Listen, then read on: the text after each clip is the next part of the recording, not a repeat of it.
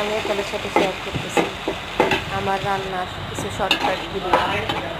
আমি আমি আজকে রান্না করছি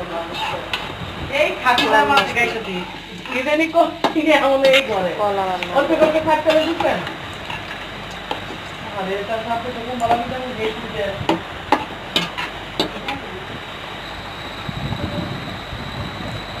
মাছটাকে ভালোভাবে কষি, তারপরে কলা দিয়ে দেব। আমি আরেক কড়াইতে বসাইছি, ঢেঁড়স ভাজি করতেছি।